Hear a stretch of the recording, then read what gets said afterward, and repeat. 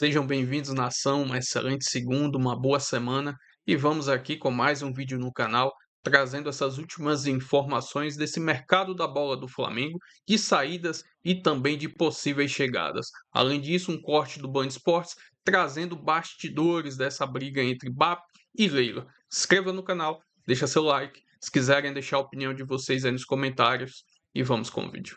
O Bruno Andrade tem informações do Flamengo e o mercado, né, Bruno, em relação a vendas e saídas, né, de jogadores. É isso, o mercado não para. Eu vou fazer o seguinte, eu vou dividir o que eu tenho de Flamengo em duas partes. A primeira agora em relação às saídas e depois a gente joga um pouquinho mais para frente, até para deixar um pouco mais, enfim, eclético, a eclética live, e deixa a parte de entradas mais para o meio da live, mais para o fim da live. Sobre saídas, enfim, o Flamengo deve oficializar muito em breve a venda do Rian Roberto, jovem atacante, para o Shakhtar, 10 milhões de euros por 90% dos direitos econômicos.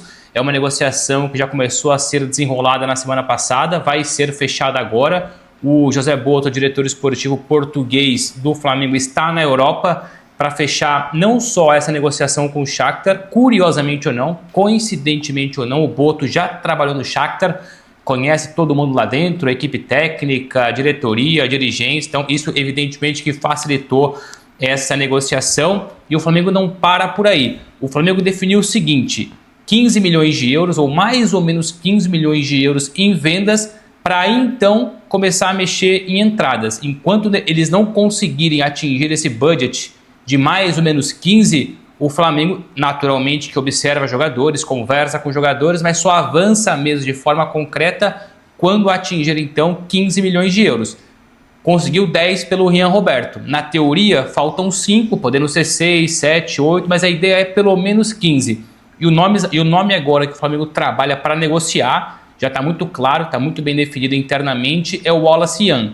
O Wallace Jan, no começo do ano, ele teve uma negociação bem adiantada com o Red Bull Bragantino e naquele momento ali rondava os 10 milhões de euros, ou seja, está dentro desse panorama aí de 5 a 10 para completar os 15 milhões de euros em vendas. Há duas conversas sendo feitas de forma, enfim, paralelas, então o Flamengo está negociando com dois clubes para vender o Wallace Jan.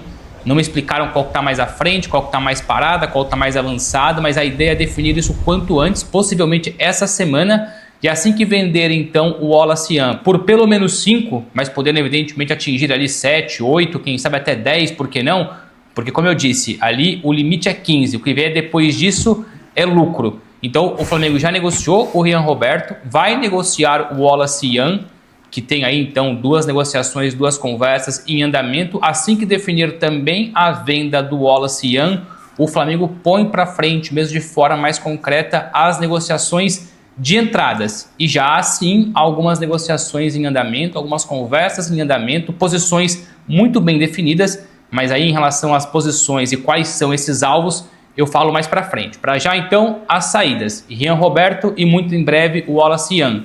Mais para frente eu falo então sobre quem pode chegar. Boa, combinado. E acho que é o que também mexe aí com o torcedor flamenguista, né, com o torcedor rubro-negro em relação a possíveis chegadas e reforços aí para a sequência da temporada. Sobre Rossi, e vou falar do Rossi aqui, porque acho que foi o César Castro que perguntou, e depois eu termino aqui do meu lado falando sobre as entradas do Flamengo. Falei já sobre as saídas, né? O Rian Roberto a caminho do Shakhtar, a busca agora para vender o Wallace Jan, tem duas negociações em andamento e com os dois o Flamengo busca ali pelo menos 15 milhões de euros, 10 por um, 5 por outro, no caso o Wallace Jan, mas talvez suba esse valor, melhor ainda, é lucro para o Flamengo. Sobre o Rossi, por enquanto o Besiktas da Turquia não fez uma segunda oferta, essa primeira oferta foi feita lá no começo do ano e o Flamengo recusou. O próprio Rossi também não se viu muito interessado no futebol turco.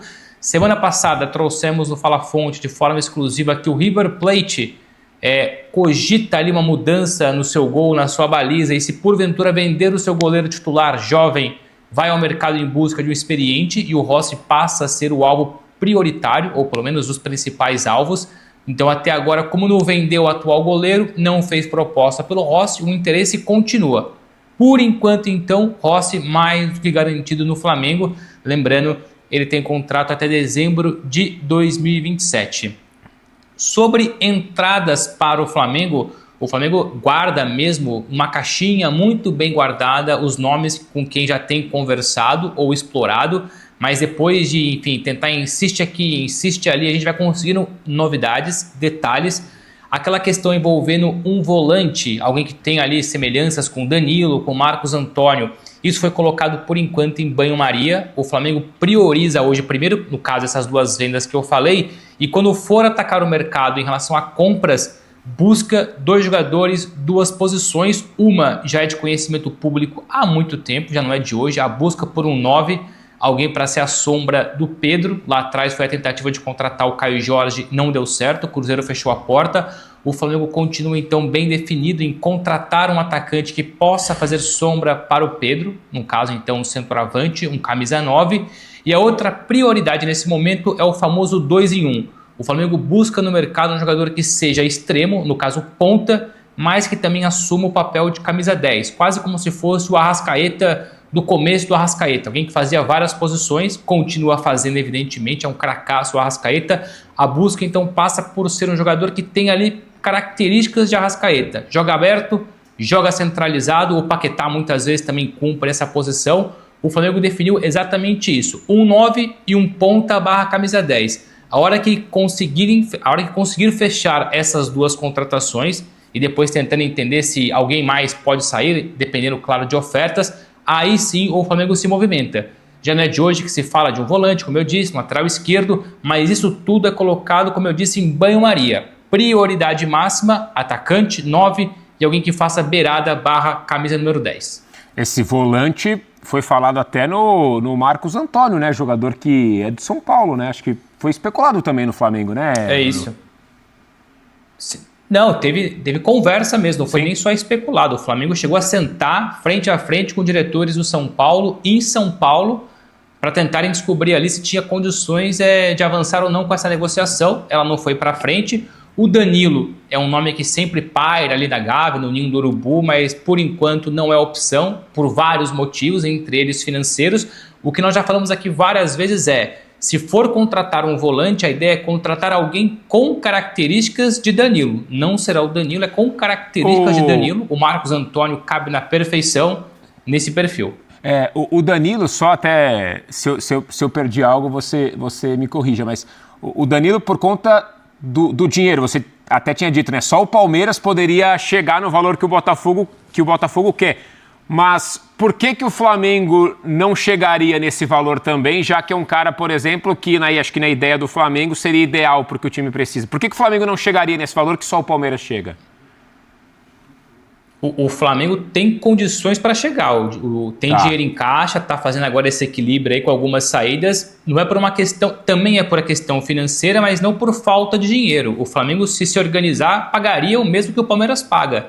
O que o Palmeiras vai pagar, o que pretende pagar. É que o Flamengo definiu que nesse momento, como precisa contratar um atacante, alguém mais aberto, a ideia é equilibrar esse balanço, equilibrar esse dinheiro para não colocar tudo em cima do Danilo. Ou seja, gostam do Danilo, mas não vão chegar a esse valor porque preferem outras opções, outras posições também. E porque, não menos importante, já sacaram que o Danilo, se de fato sair do Botafogo, no Brasil a preferência do Danilo é o Palmeiras. Ou seja, conta muito também com o desejo do jogador. Não só é caro, mas também porque já perceberam que o Danilo, ficando no Brasil, prefere o Palmeiras e não o Flamengo. A Leila não gostou do que ouviu e respondeu. Vamos colocar na tela aí. Já cansei de dizer que sou presidente do Palmeiras. O meu mandato vai até dezembro de 27 e eu não tenho absolutamente nada a ver com o Vasco. Eu sei que o BAP não vê a hora de me ver fora do Palmeiras, mas para isso acontecer ele vai ter que esperar até dezembro de 27. Só para deixar bem claro, se o presidente do Flamengo continuar fazendo insinuações e acusações falsas contra mim, eu, Leila Pereira, vou acioná-lo judicialmente para que ele prove o que está falando.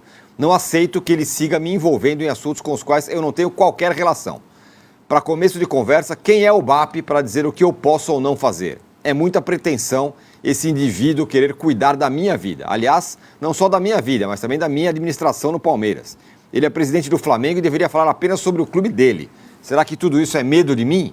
É medo do Palmeiras? Não é possível uma coisa dessa, disse a Leila Pereira em entrevista ao Globo Esporte. Aí o Pedrinho, o presidente do Vasco, também entrou no assunto e falou também. Vamos ouvi-lo. Vamos ler.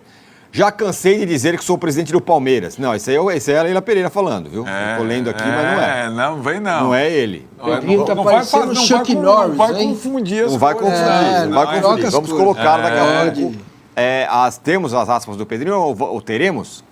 Vamos colocar já. Mas a Leila, pelo jeito, não gostou bem do que disse o BAP de que o Palmeiras, ou a Leila, ela não poderia ter essa negociação com o Vasco, com o enteado da Leila, porque enteado é uma relação parental e aí, segundo a lei, não poderia. Então, isso só poderia acontecer, a compra da SAF do Vasco pelo enteado da Leila, só depois que a Leila saísse do Palmeiras, o Massini. Então, o problema é o Palmeiras envolvido nisso, né? O Palmeiras não tem nada a ver com isso. A Leila tem que acabar o mandato dela e fazer o que ela quiser na vida dela. Essa é uma questão importante. Mas o BAP está querendo exatamente isso, que ela, qualquer ideia lá em relação à SAF do Vasco, nasça por enquanto morta até final de 27. É isso que ele está querendo. Se acontecer isso, para ele tá bom. Que não é bem assim, né? A lei da SAF impede que você tenha ascendência, controle duas SAFs como CNPJ. Não é o caso. Ela é presidente eleita no Palmeiras. Certo? Então, juridicamente, há uma discussão aí que precisa ser colocada, né? Agora, sabemos nós que o enteado da Leila faz parte do vínculo familiar dela. Não há como negar isso, né? Então, é uma coisa para ser discutida e resolvida, inclusive, pela agência do Fair Play, que está olhando para isso. O recado... Entender qual é a relação exatamente, como lidar com isso, sendo ela a presidente Leila Pereira do Palmeiras, mesmo ela dizendo que não tem relação com os negócios do enteado, né? Isso vai ter que ser resolvido. E imagino que isso vai ficar mesmo para o final do ano que vem. O recado do BAP é claro, qual é a intenção dele, beleza, uma visão que ele tem.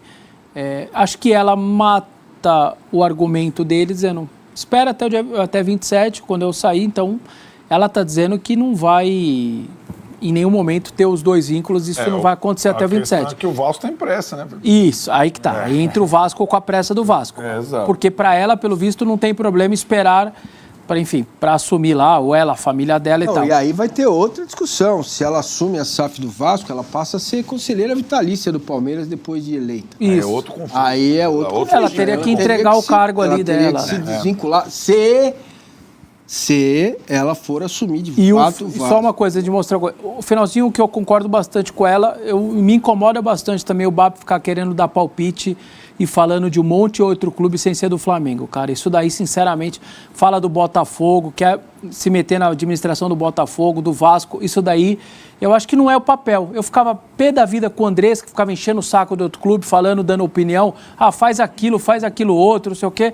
E eu sigo pensando, isso eu acho que ela tem toda a razão. Eu não tem nada que ficar falando de outros clubes. Se fosse o São Cristóvão, no Rio de Janeiro, eu não estaria preocupado óbvio que não. Óbvio que não. Com o fato de ser o controlador, de ser presidente do outro clube. A preocupação não é essa. A preocupação é atingir o Vasco, atrasar o processo, de alguma forma cutucar a Leila para manter o Vasco mais tempo atrasado. Esse papo furado aí, que o Vasco seria importante, não sei o quê. Se fosse o São Cristóvão, o Flamengo, o presidente, não estaria preocupado com as relações da SAF de um e do outro. Vamos agora colocar, enfim, o que o Pedrinho falou sobre esse assunto. Não sei se essa fixação do BAP em dar pitaco na vida alheia é alguma questão pessoal mal resolvida. Deixo claro que a presidente Leila não tem nenhum envolvimento nas negociações com o futuro investidor. E o Vasco não tem nada a ver com o pavor que o BAP tem dela.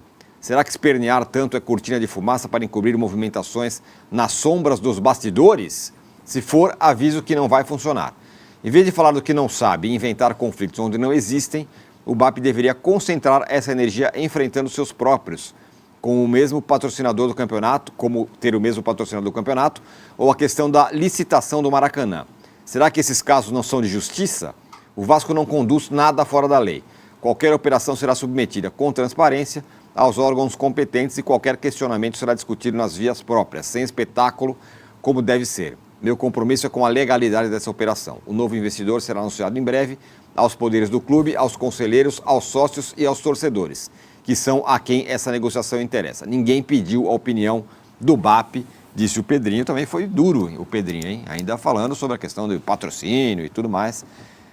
Conflitos de interesses. Sim, está indo na linha aqui do Vessone, Arnaldo, reclamando que o BAP está interferindo. Então, nessa disputa extra-campo, dessa guerra, né, entre Leila e BAP, o Pedrinho tem uma situação muito mais frágil. O clube dele tem uma situação muito mais frágil, uma situação desesperadora. Ele não está no domínio do futebol brasileiro. Quanto mais rápido ele resolver a situação dessa nova SAF, tiver mais poder de investimento e tudo mais, então ele tem pressa, né? Essa é a questão. Se a Leila não tem pressa, se o BAP topa esperar, essa coisa que o Vessone falou, então, para todo mundo fica legal se a gente esperar o final de 2027. O Vasco não tem como esperar até o final de 2027. É uma outra situação, é um outro tempo, é outro limite de tempo. O Arnaldo tem razão, ele tem menos arma, mas coragem, pelo visto, nessa guerra ele vai ter. Então, ele vai lutar com as armas pouquinhas que ele tem, mas ele vai para cima e vai tentar fazer a parte dele, né? Muito bem, muita gente falando assim, não, mas é a lei, essa questão do BAP tá falando, é a lei e tal. Então, a lei... Mas que lei? As leis, elas não são como as regras, né? Como diria o meu xará, a regra é clara. As leis têm interpretações e você ir à justiça, você vai debater quem tem mais razão em determinado... Para onde vem o dinheiro, para onde anda o dinheiro, ele passa pela Crefisa, igual a senhora Leila Pereira é presidente? Não passa, ou passa. Isso aí é que vai ter que explicar. E quem tem que falar é os órgãos competentes, a CBF ou SO, não o presidente de um clube. Pois é, isso aqui é espantoso, né? Quem cuidar disso é de fato a justiça. Entender... Não, o BAP falou, eu vou entrar na justiça. Então, mas isso, para ser aprovado... Você tem lei da SAF, você tem o fair play financeiro, você tem o Código Civil, quando ele fala, ele cita o Código Civil, que o que é relação parental? Enteado tem essa relação? Em tese tem, mas precisa ver de onde vem o dinheiro. É isso? Enfim. Vou trazer aqui, Nação, uma breve matéria do GE falando sobre esse retorno antecipado do zagueiro Ortiz aos treinamentos. Abre aspas, o zagueiro Ortiz retornou mais cedo ao Ninho do Urubu para finalizar a recuperação da lesão e ficar à disposição de Leonardo Jardim para a sequência da temporada. O jogador aproveitou alguns dias das férias, mas agora fará um trabalho contínuo até a representação do elenco na próxima semana. Ortiz já tinha acordado com o Flamengo que anteciparia a volta nesses 10 dias finais das férias. Ele já está na reta final do tratamento e praticamente 100% recuperado da lesão muscular na região posterior direita da coxa sofrida na vitória diante da equipe do Coritiba. A lesão de Ortiz é considerada simples, portanto, não será nenhum problema nessa intertemporada. O zagueiro também entrou na pré-lista da seleção brasileira dos 55 nomes selecionáveis para a Copa do Mundo. Enfim, o Flamengo espera ter todos os jogadores disponíveis para a intertemporada a partir do dia 19 de junho, com exceção dos convocados. O elenco fará exames no Ninho e iniciará a preparação no próprio CT. No dia 28, a delegação do Flamengo vai embarcar para Portugal, onde fará uma intertemporada e realizará 3 amistosos, um deles contra o Benfica. A volta ao Brasil estará prevista para o dia 12 de julho. Enfim, como disse a matéria, uma boa notícia que o Flamengo vai ter todos os seus jogadores disponíveis para iniciar essa pré-temporada, claro, exceto aqueles que ainda estão na Copa do Mundo. E aí vamos ver como vai ser esse tour do Flamengo lá no futebol europeu. Se inscreva no canal, deixa seu like, se quiserem deixar a opinião de vocês aí nos comentários e até o próximo vídeo. Valeu, nação!